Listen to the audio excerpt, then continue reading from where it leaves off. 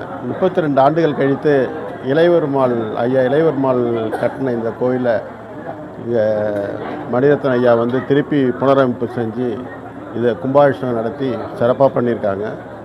இதில் பெரிய விசேஷம் என்னென்னா, பெரிய சிறப்பான விஷயம் என்னென்னா, இதில் ஒரு பைசா கூட ஒரு நபர்கிட்ட கூட டொனேஷனுங்கிறது யார்ட்டையுமே வாங்காமல் தான் சொந்த பணத்தை போட்டு இதை ஃபுல்லாக பண்ணியிருக்காங்க. யாரும் இதில் வந்து உரிமை கொண்டாட முடியாது.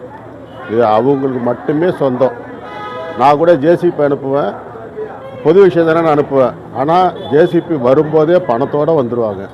அது மாதிரி யாருக்கும் கடன் சொல்லாமல் எதுவுமே செய்யாமல் அவங்களுடைய சொந்த பணத்தை போட்டு பண்ணாங்க.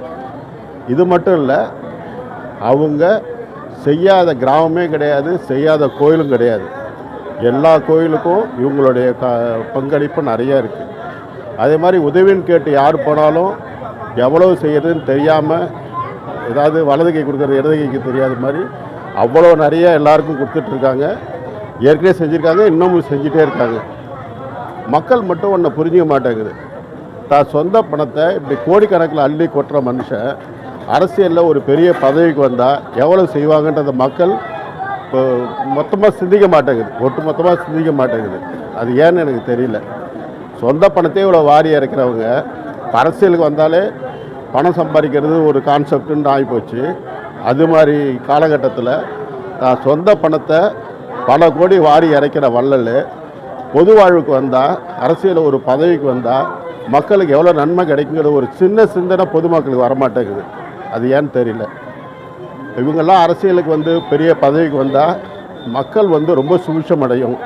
மக்களுடைய அடிப்படை தேவை அறிஞ்சவங்க. அவங்க எடுத்தோன்னா பணக்காரனாக வந்தில்லை, ஏழையிலேருந்து வந்து உழைச்சி கஷ்டப்பட்டு ஏழையோட கஷ்டம் வலி என்னன்னு தெரிஞ்சவங்க, ஏழைக்கு என்னென்ன தேவைங்கிறது உணர்ந்தவங்க. இவங்கெல்லாம் அரசியலில் பெரிய பதவிக்கு வரணும். அமைச்சர், மத்திய அமைச்சர், இது மாதிரி பெரிய பதவிக்கு வந்தால் தான் மக்களுக்கு நிறைய செய்ய முடியும். மக்கள் எல்லாம் உணர்ந்து மிக விரைவில் அவங்கள பெரிய அரசியல் பதவிக்கு கொண்டு வரணும். அது இந்த ஆண்டவன் அந்த சக்தியையும் அந்த பலனையும் கொடுக்கணும்னு இந்த நல்ல நேரத்தில் விரும்பி நான் மக்களின் சார்பாக கேட்டுக்கிறேன். மக்களும் அதுக்கு ஒத்துழைப்பு கொடுக்கணும், மக்கள் அதை நிறையா செய்யணும்.